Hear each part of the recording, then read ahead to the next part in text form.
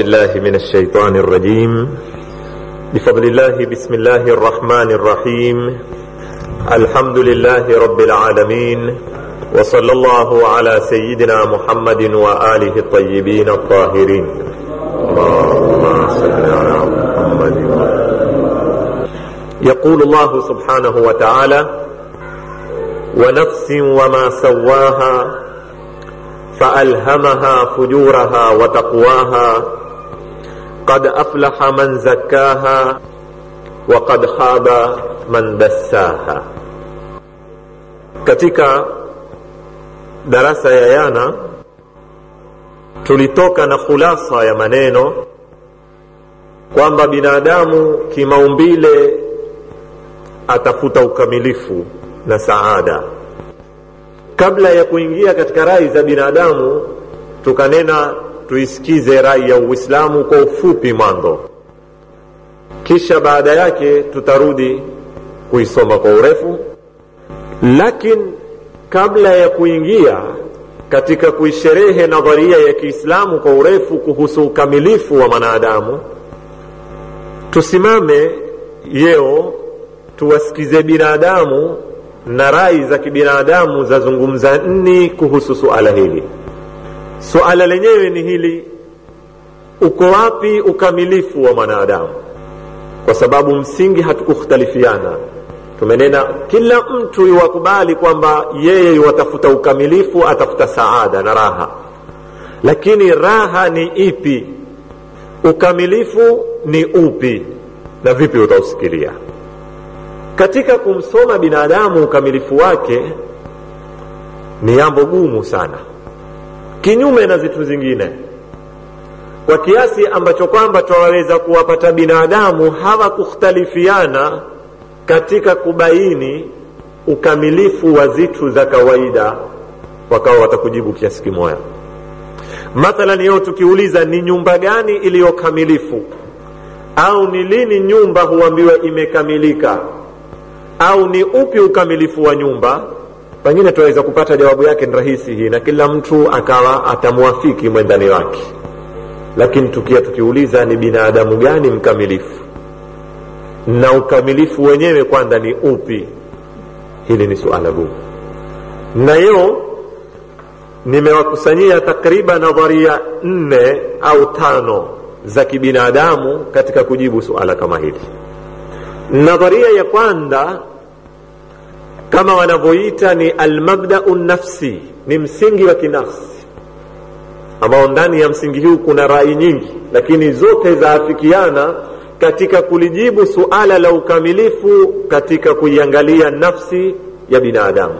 Kwa hivyo zikastahiki zote ziamkuliwe ni msingi wa kinafsi, ingawa wana tofauti kidogo kama tutakapokuona.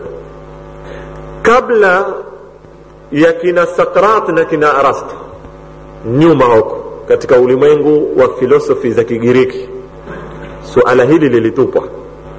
Baadhi ya wataalamu wakanena kwamba ukamilifu wa binadamu uko katika ukamilifu wake wa kinafsi, na ukamilifu wa kinafsi wazungukwa na sifa 4: hikma, ushujaa, kuitunga, kujihifadhi, ifa na machafu, uadilifu. Hizi sifa 4 ndio zinaueleza ukamilifu wa nafsi ya binadamu. Na nafsi yoyote ambayo itamiliki sifa hizi 4, hiyo ndiyo nafsi imezokamilika. Huyo ndiyo mwanadamu mkamilifu. Hata kama kutakuwa na upungufu katika mwili, si tatizo. Mtu aweza kuwa tongo, mtu aweza kuwa hana maguu, mtu aweza kuwa hana mikono, yani mtu aweza kuwa na upungufu wa kiwiliwili namna utakaokuwa, maadamu nafsi yake yamiliki sifa hizi 4: hikma, ushujaa, kujihifadhi na machafu, uadilifu. Huyo astahiki kuamkuliwa ni mwanadamu amezosikilia katika ukamilifu. Huyo astahiki kuambiwa ni mwanadamu amesikilia kwenye saada, kwenye raha na kwenye ladha ya maisha. Hawa ni rai. Wakaendelea zaidi hapo, wakanena nashikwe na maradhi yote yaliyoko ulimwenguni.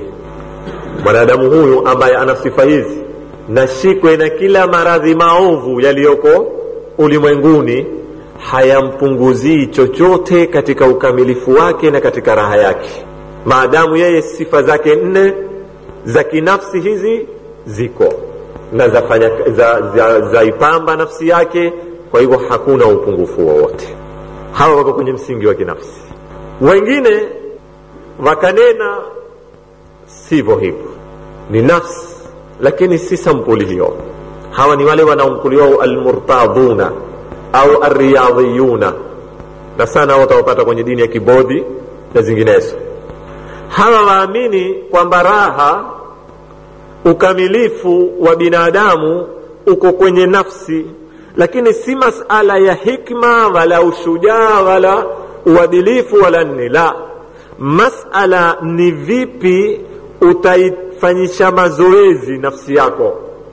Mazoezi ndiyo yanaoifikisha nafsi kwenye ukamilifu, na hii nafsi na mwili ziko katika muadala aksia, kama wanavyonena kwenye istilahi za kihisabu.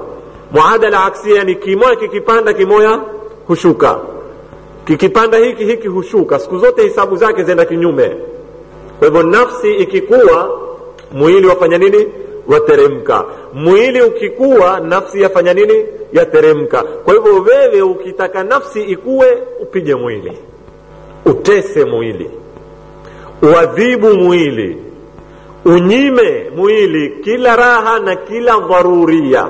Si raha tu, hata vitu za dharura ukiweza kuunyima mwili, utakula dharubu kimwili, lakini nafsi inakuwa upande huu yafanya nini? Yakamilika.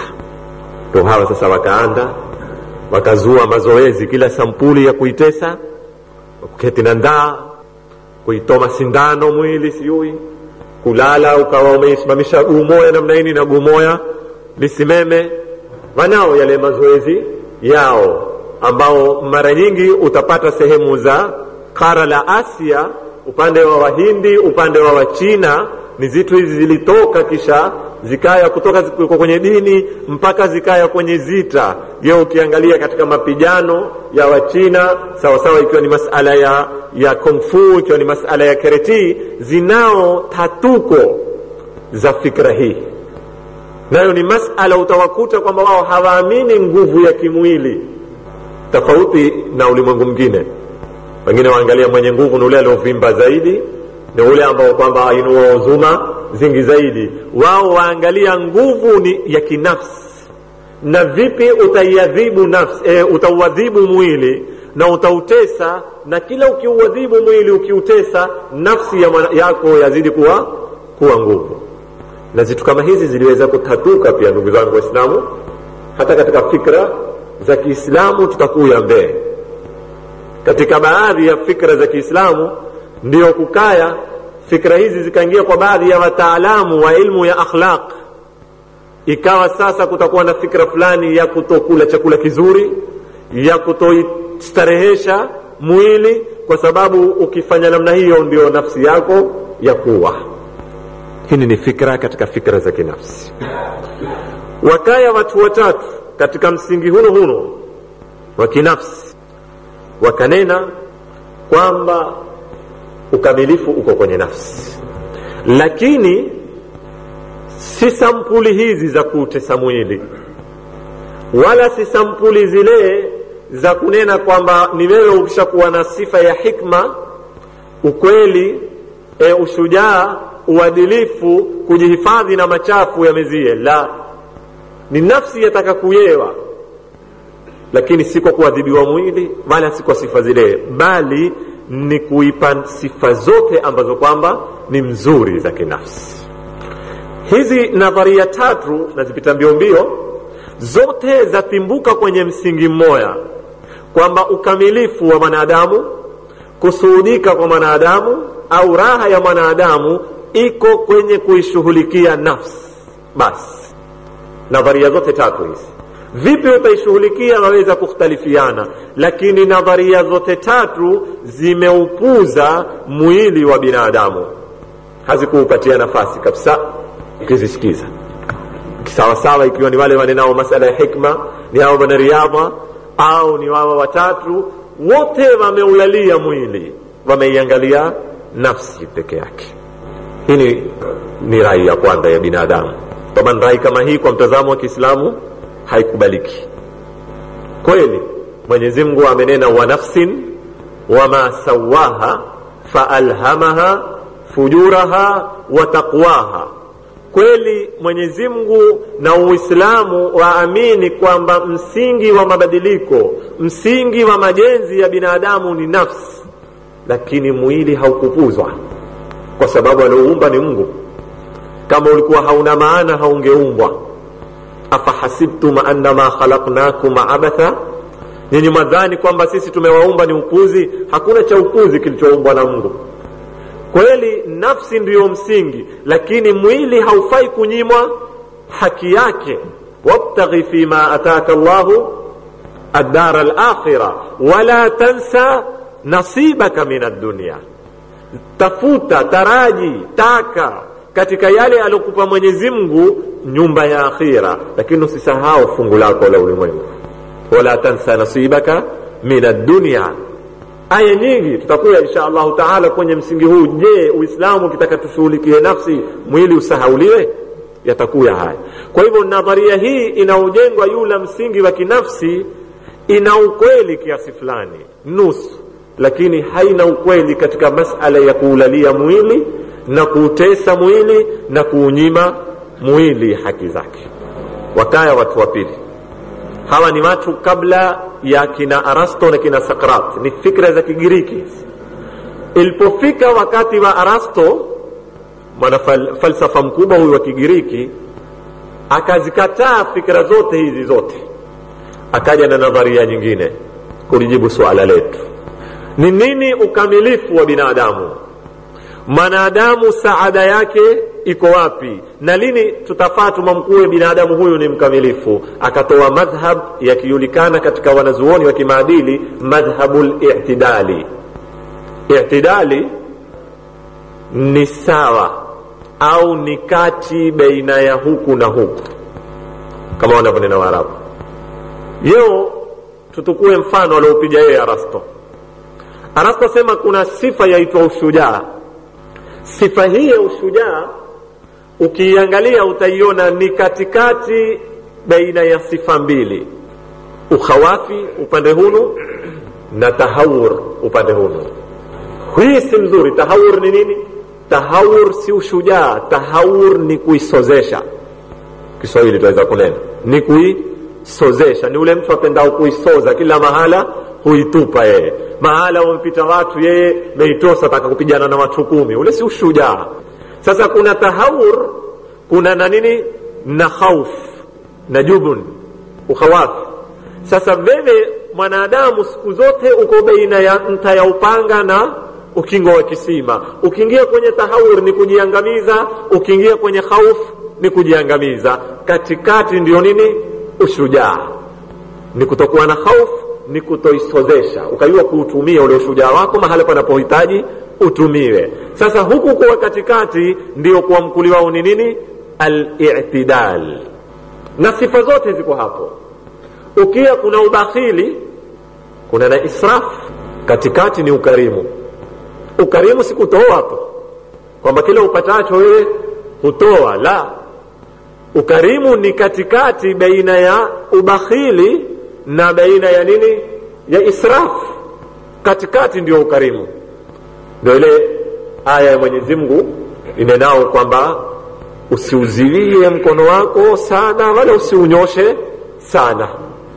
Maana yake usiuzilie ikawa cha huku, simwambia jamaa cha huku hakendi huku, na wala pia usiunyoshe kikawa kingiacho hakibaki, la. Katikati ndio yataka uwe, hiyo ndio ukarimu. Kwa hivyo Arasto asema ukamilifu wa mwanadamu ni kuweza kuhifadhi hii nini? I'tidali. akawa katika kila sifa yeye uko wapi? Uko kati. Kila sifa huwa kuna tatu, yeye atukuea wapi? Ya katikati. Katika ushujaa tuko ushujaa, awate hofu, awate nini? Kuetahawur, kuisozesha. Katika masala ya ukarimu asingie kwenye ubakhili wala asingie kwenye israf, wa hakadha. Katika kila sifa akiweza kuhifadhi i'tidal, na hii ndio ile Qur'ani inatuambia wasata, katikati. Mwenyezi Mungu amejalia nyinyi ni ummatan wasata, na hii ndio alilosifiwa Nabii Allah Ibrahim, akaambiwa la sharqiyatin wala gharbiyya, hako magharibi hako mashariki, bali ni nini? Hanifan muslima. Kifasiriwa zamani madrasa ya hanifa mlikambiwa yeye ilhali ya kupondoka kutoka kwenye batil kwenda kwenye nini? Kwenye haki. Yani ndio hiyo, wakimbia huku wakimbia na huku, ukitembea watembea katikati katika siratan mustaqima, sio mrengo wa kulia wala mrengo wa wapi? Wa kushoto, ni katikati. Ndio hii hado madhhabi ya Arasto katika kubaini ukamilifu ni upi na vipi utakuwa mkamilifu. Ni mazuri lakini sio tensawa, kwa sababu kwanza tukitaamali fikra hii ya Arasto tuna mahali tutakuya kugonga. Kuna sifa zingine hakuna tatu, mbili tu, hakuna ya tatu yake, ni moja katika mbili utauwe.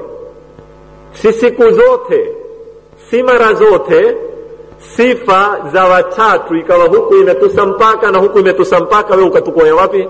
Ya kati. Mara nyingine sifa huwa mbili tu. Mfano ahadi, ima utaitekeleza au usiitekeleze, hakuna cha tatu. Katika akhlaqi nzuri ahadi, ima utafanya nini? Utatekeleza au hutotekeleza. Kutekeleza ahadi ni ukamilifu, kutotekeleza ahadi si ukamilifu. Hakuna cha tatu. Urongo na ukweli, hakuna cha tatu. Hakuna kuna kuwa mkweli sana kisha ukawa kuna na urongo kisha ukanena utatukua na sifa ya katikati. Kwa hivyo fikra ya i'tidali ni fikra nzuri, ni fikra ambayo kwamba Uislamu pia yaikubali, lakini si katika kila sifa, si katika kila maadili yaweza kutumika, bali kuna baadhi ya sehemu haiwezi kukubalika. Kukaya fikra ya tatu. Tuzisikiza fikra za binadamu. Ni muhimu tuwasikize binadamu, kisha turudi tumsikize Mungu, kisha tuje tujione udhaifu wetu sisi.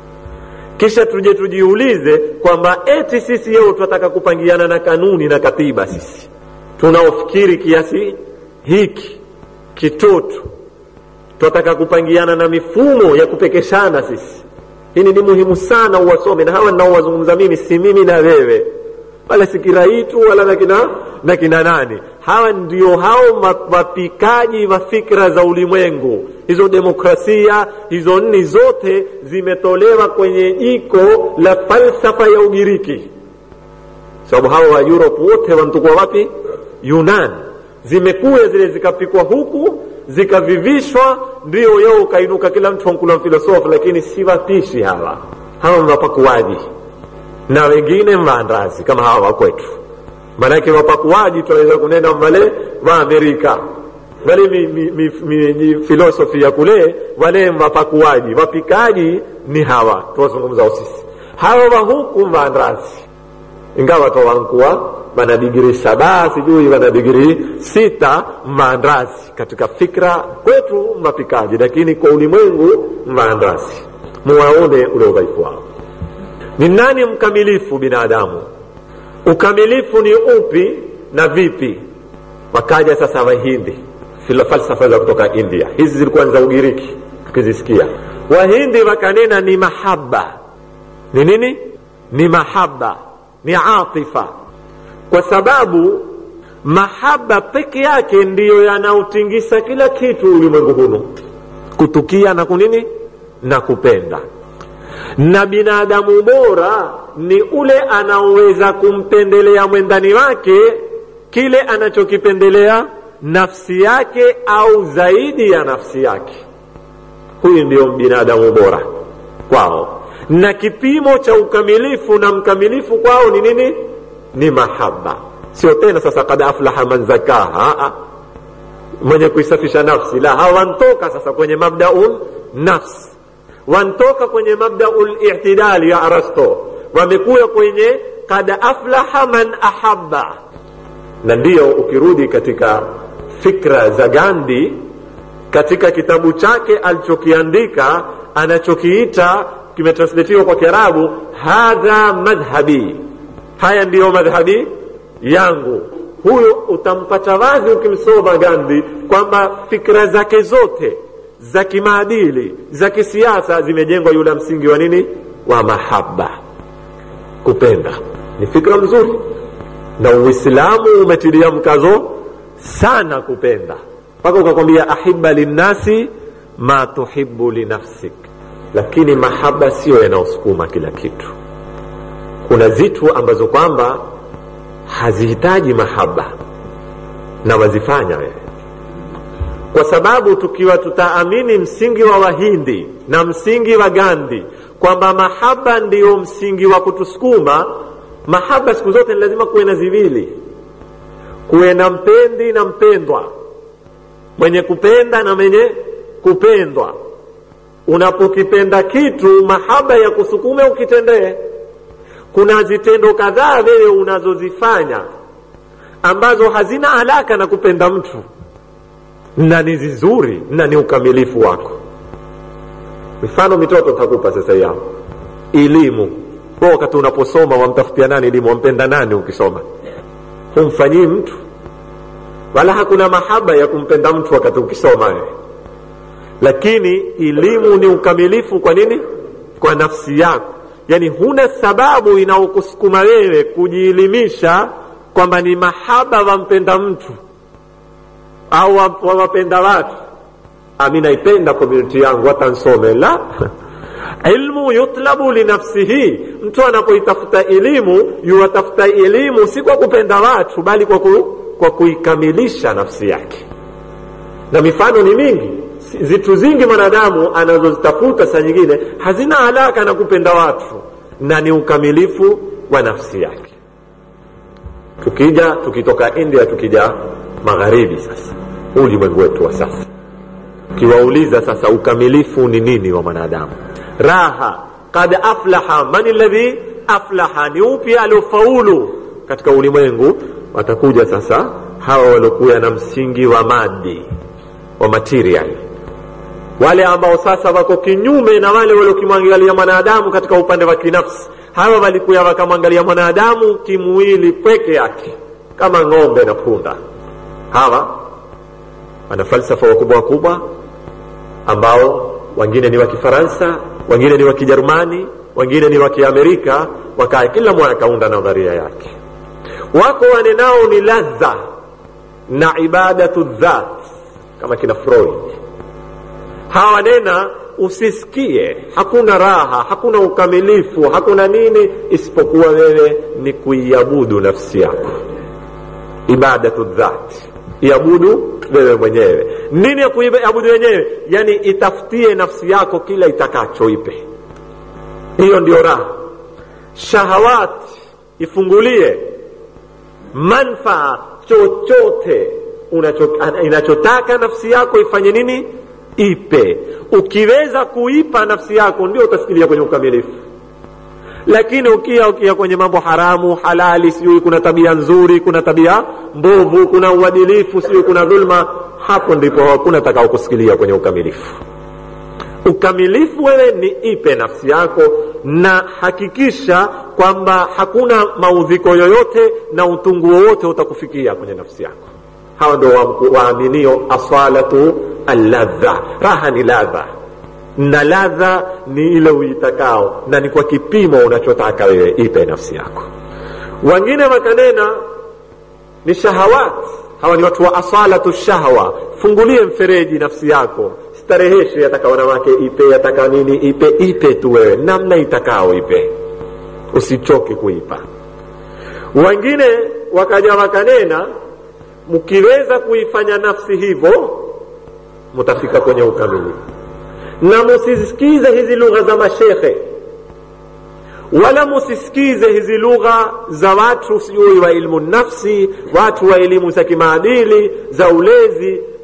Hizi hakuna kabisa zitu kama hizi. Dini ni sindano za gandi hupigwa watu kwa kadiri ya hunu utungu wa usikiao. Wakati watu kunapatikana na mambo ule ndepinduka na gari, kama subiri bana, kuna Mungu, kuna kadhaa, zile huwa kwa kadiri tu ya kumpa hope ule mtu katiti apate kuishi. Hizi tabia mzuri kwamba bana dhulma haifai bana, ukifanya udhalimu sio utafanya kadhaa. Hizi ni fikra zimeundwa ima na wale mabopari wale wanyanyasaji wale, wameziunda kuwapigia sindano za gandi hawa raia wao wanaowanyanyasa, ili wawabakishe siku zote kufanya nini? Kusubiri kwamba dhulma Mungu utakulipia, mwenye kudhulumu atakwenda kutiwa motoni kesho siku hiyo ya kiyama, na zitu namna hiyo. Lakini usisikie vile utakavyokuweza kuishibisha nafsi yako, ishibishe. Hakuna zitu zingine. Hizi ndugu zangu Waislamu, kwa ufupi ndizo rai zilioko kwa binadamu nde ya Uislamu kuhusu suala letu. Uko wapi ukamilifu wa mwanadamu na saada na raha ya mwanadamu iko wapi? Hizi ni rai na nyingine ambazo sikupenda kuzitukua kurefusha wakati wenu. Uislamu wazungumza nini? Turudi kwenye Uislamu. Haya tuhusu sisi sana, kwa kadiri ya kufanya nini? Mukarana tu peke yake na kuweka sawa. Uislamu waunga mkono msingi wa kinafsi, kwamba asli ya jengo lolote litakalokujengwa kwa binadamu kumfanya mkamilifu, kumfikisha kwenye raha, kumfikisha kwenye kufaulu, msingi ni nafsi. Lakini Uislamu wakataa masala ya kusahau mwili kabisa, wakataa. Wakubali kwamba dauri kubwa la nani? Ni la nafsi. Na ndio Mwenyezi Mungu akaapa ziapo 11 akinena, wa nafsin wama sawaha faalhamaha fujuraha wa taqwaha qad aflaha man zakkaha wa qad khaba man dassaha. Aliyefaulu ni ule aloisafisha nafsi yake, aloilea nafsi yake, na alofeli ni ule aloitupa nafsi yake. Huu ndio msingi wa Kiislamu. Lakini na mwili tusisahau. Oa, kula. Ndio wale maswahaba, mara nyingi nimewatolea habari hizi mimi katika darasa zangu. Wale maswahaba walioamua kumtii Mungu, wakagura wake zao, wakawa mtana hufunga, usiku hukesha. Usiku upijwa salatu leili mpaka asubuhi, mtana hufungwa. Namna hiyo ya wanawake majumbani wakawa sasa hawapati haki zao.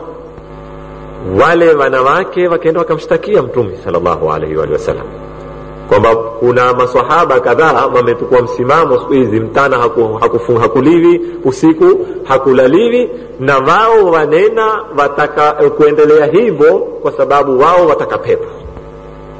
Mtume sallallahu alaihi wa sallam alipozipata habari kama hizi hakuzisubiri, hakuzipa wakati. Pale pale aliinuka akavaa nguo, pale pale akatoka akapanda mimbari, akaitisha mkutano wa dharura, akiwaambia kwamba mimi ni mtumi. Kuna zaidi ya bora kuliko mtumi? Hakuna. Mimi hula, sifungi siku zote, hulala usiku, huingilia wake zangu, hustaherehesha mwili wangu, sikutumilizwa kwa hayo mimi.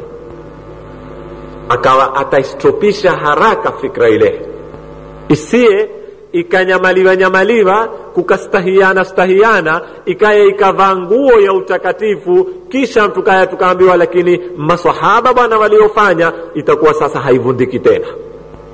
Kwa hivyo Mtume akawa aipatilize haraka sana, isimehi fikra katika akili za watu, kwa sababu ni fikra iko sawa, lengo lake ni nini? Ni sawa. Walikuwa wataka ukamilifu, wataka kufika kwenye nini? Pepo. Lakini walikosea katika kutumia zombo za kufikia. Walikosea katika kufahamu mtazamo wa Kiislamu wa kuiyea nafsi yayewa vipi, haiketishwi na ndaa peke yake. Sasa Uislamu waamini mabadiliko yoyote lazima yaande kwenye nafsi. Inna Allaha la yughayyiru ma biqaumin hatta yughayyiru ma bi anfusihim. Lakini nafsi hini haiketi pweke, iko ndani ya nyumba, na nyumba yenyewe ni nini? Ni mwili. Kwa hivyo athari za kimwili zenda kwenye nafsi, na ndio Waarabu wakakwambia al-aqlu salim fil jismi salim. Akili bora, akili iliyosalama, iliyomzima ni ile ambayo iko kwenye mwili uliomzima. Na ndio utaona yao wewe ukiwa na ndaa huwezi kufikiri, ndaa ikakwambata sawa sawa, hufikiri. Na unaofikiri si mwili shekhi, inayofikiri nini? Ni akili, lakini huwezi kufikiri. Sasa tukikuuliza mbona huwezi kufikiri na akili haili wala haishibi wala haishiku ina ndaa, nakwambia akili haifanyi kazi upweke. Akili yafanya kazi na nini? Na mwili. Nafsi yafanya kazi na mwili. Kwa hivyo mwili ukidhoofika, mwili ukikosa nguvu, mwili ukipanda na maradhi, huathiri akili, huathiri nafsi. Na hii ndio nadharia ya Kiislamu kwa ufupi. Kwa hivyo ndugu zangu Waislamu, turudi katika suala letu, nini ukamilifu wa mwanadamu? Raha ya mwanadamu iko wapi? Lazima tujiulize, kwa nini tumeumbwa? Kwa nini twaishi? Kwa sababu tukamilike, na kukamilika ni kumuyua Mwenyezi Mungu Subhanahu wa Ta'ala. Si kumuyua kwa kadiri ya kuyua, ni kupanda wewe nafsi yako ikakuwa mpaka ikafika mahali ya kumfahamu Mungu. Si mimi na wewe sasa yao bado hatuyamfahamu Mungu. Ni itikadi, tutakubaliwa tu, tutapitishwa kwa mlango wa nyuma. Ni nani mpaka sasa aloweza kukua na nafsi yake akaweza kufika kwenye daraja akawa yuamfahamu Mungu kama kunifahamu mimi na wewe, kufahamiana mimi na wewe sasa yao hapa? Ni nani alofikia kwenye ile daraja ya kuweza kuitekeleza ile hadithi ninao, i'budullaha ka'annaka tarahu fa in lam takun tarahu fa innahu yaraka. Ukawa wewe waamuabudu Mungu, waswali kama kwamba wewe waamuona kama unavyoniona mimi. Twaenda yao ni hizo imani twaziea. Lakini wakati unapoiea nafsi ukasikilia kwenye daraja zile waliosikilia wale watukufu, ndio pale katika hadithi Mwenyezi Mungu akanena, hakuna ni wao mimi isipokuwa ni wewe, amwambia bwana Mtume sallallahu alaihi wa sallam, na hakuna akuyuao wewe isipokuwa ni mimi. Wale waliosikilia kwenye daraja wakaweza kuisikilia ile ilmul yaqin tuloambiwa kwenye nini, alhaakumut takathur kalla sawfa ta'lamun thumma kalla sawfa ta'lamun kalla law ta'lamuna ilmal yaqin latarawunna aljahim. Hamuyayua nyinyi ngao yankuwa Waislamu, maitakidi kuna Mungu, maitakidi kuna pepo, maitakidi kuna moto, lakini Mwenyezi Mungu atuambia saufa ta'lamuna. Kuyua ni vipi? Ni kuona moto wa Jahannam na kuhudhurisha ukauona huu uko mbele yako, kama vile alivyowasifu Imam Ali wale watu wenye takwa katika Nahjul Balagha. Akanena wakati wanaposimama usiku kuswali, wakawa waisoma Qur'ani, wakati wakisikilia kwenye aya za pepo, walikiona yale matunda, wakiona zile bustani, wakiona yale majumba, wakikodoa mato yao kama wataka kurukia kuingia peponi. Lakini wakisikilia kwenye aya za moto, wakiwa wazisoma zile aya za moto, walikuwa wakiuona moto mbele yao kana kwamba ule mroromo shahiqaha, ule mroromo wa Jahannam wavuma kwenye masikio yao, wakitetemeka, zimbimbi zikiwasimama ngozi zao, na nyee za mwili zikisimama, na wakiona kama wao wako yula sirati wamohuanguka kwenye nari Jahannam. Hawa ndio watu wenye takwa.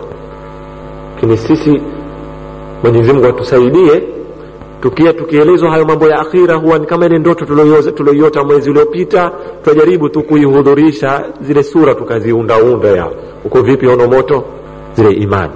Sasa wakati unapoiea nafsi inapokuwa yapanda, ikipanda yawasiliana na malakuti samawati wal ardh, na haya si mambo ya kuhadaana wala si mambo tutakuya ya kupangana, ni mambo ambayo kwamba yana ndia zake, na si kila itao ni mpishi. Nafikiri mwanielewa uzuri. Kwa hivyo tukiwa tutakuwa tupande tuiye nafsi yake, tutaweza kusikilia kwenye la tarawunnaha ainal yaqin, tutapata ile ainul yaqin. Sasa ndio al-Imam Amirul Mu'minin alayhi salam Ali ibn Abi Talib anena, wallahi law kushifa li al-ghita'u mazdadtu yaqinan, na apa kwa Mwenyezi Mungu, lau nafunguliwa pazia siengezi chochote katika yaqini yangu. Yani akusudia si hatuyauona moto, si hatuyaiona pepo, si ni mambo husikia tu hayo kutoka ghaib. Anena yeye akafunguliwa pazia akaoneshwa matoni, haoni mabadiliko yoyote alipofika yeye kuyaona mambo. Yani ile nafsi yake alivyoyea, imani yake anavyoamini moto huko, anavyoamini pepo iko, hahitaji tena kesho kufufuliwa kuambiwa hunu ndio moto ili aongeze kitu katika ile percentage ya elimu yake. Anena wallahi lau kushifa li al-ghita'u mazdadtu yaqinan, lau pazia zafunguliwa sioni kwamba kuna kitu kingine kitaongezeka, kuna percentage fulani ya kuamini kwangu kwamba moto huko na pepo huko itaongezeka. Kwa hiyo kwa kuanza, ndugu zangu, sisi tuko mbali sana na safari hizi. Hawa ni anbiya, wengine ni maimamu, ni daraja ambazo kwamba si rahisi sisi kuzisikilia, lakini hatua alfu huanza kwa ngapi? Kwa moya. Kwa kuanza sisi ni kuanza na nafsi yetu. Ndio Mwenyezi Mungu hapa takapo tuande hapo, na ni wajibu kushinda wajibu zozote za Kiislamu, kushinda kuswali, kushinda kufunga, kushinda ibada yoyote idaiyo. Wajibu wa kwanza ijenge nafsi yako, na hizo swala na hizo saumu na hizo ibada zote ni zombo za kujengea nafsi. Mina salata tanha anil fahshai wal munkar. Ukizisoma ibada zote natija yake mwisho ni tazkiyatun nafs, kama kutiba ala alladhina min qablikum la'allakum tattaqun. Tafika kwenye takwa. Takwa ni nini? Ni tazkiyatun nafs. Ibada zote ndugu zangu Waislamu. Kwa hivyo mahali pa kwanza pa kuanzwa ni nafsi yako. Ndio Mwenyezi Mungu ameapa ziapo 11 minawaambia. Toka shamsi paka nini? Paka akasikilia wa nafsin wama sawaha faalhamaha fujuraha wa taqwaha. Ataka kutuambia nini? Qad aflaha man zakkaha. Aliyefaulu mwataka kumuyua, musende kwa Arasto, musende kwa nani, kwamba ni ladha, ni mahaba, ni shahwa, ni kadhaa. Hapa ndipo penye jibu. Mwataka kumuyua mkamilifu, mwataka kumuyua aliyefaulu, qad aflaha man zakkaha. Aliyefaulu ni ule alofaulu kuijenga hii nafsi yake. Na ndiyo lengo la mitume ni hili, Sheikh. Mitume hawakuja na kazi nyingine, wamekuja kumsaidia mwanadamu katika lengo aliloumbiwa, ili aitakase nafsi yake. Yatlu alaihim ayatihi wa yuzakkihim, ili awafanyie tazkia. Na ndiyo bwana mtume akanena, inna ma bu'ithtu liutammima makarimal akhlaq. Mimi nimetumilizwa kwa nini? Nije kuzijenga tabia. Tabia ni nafsi. Kisa maarufu mkiwacho nini? Watu walipotoka jihadi, saria moja, mtume alituma kikosi cha maswahaba ikaenda kikapigana. Zita zikawa zikali sana, wenye kukatwa mikono, wenye kupigwa mapanga, pakarudi taabani, kila mmoja na dosari. Waliporudi mtume akawaambia marhaban katika kuwapokea. Anena marhaban biqaumin qadaw al-jihad al-asghar. Hongera ni kwa wale watu ambao wamemaliza jihadi toto, wa baqiya alaihim al-jihad al-akbar. Imebaki kwa wao jihadi kubwa. Wale wakastaajabu kwamba huku kumetawanyika damu, ziungo zimekwenda mbele ya Mwenyezi Mungu Subhanahu wa Ta'ala, na huambiwa hii mtoto kuna kubwa ni hipi? Wakamuuliza, ya Rasulullah, wamal jihadul akbar, ni ipi hiyo jihadi kubwa? Qala jihadun nafs, ni kupigana na nafsi yako, ni tazkiyatun nafs. Hapo ndipo penye maneno. Na kila aliye mwanamume, kila mwenye kifua, kila mwenye ubari, kila mwenye elimu, kila mwenye sauti kubwa zaidi, hakuna mahala pa kupigana napo kama nafsi yako. Na hakuna maana ya mayoe yako na ujabari wako ikiwa umetawaliwa na nafsi yako, ikiwa wafanya zitendo ambazo kwamba mtu wa kawaida au hayawani hafanyi.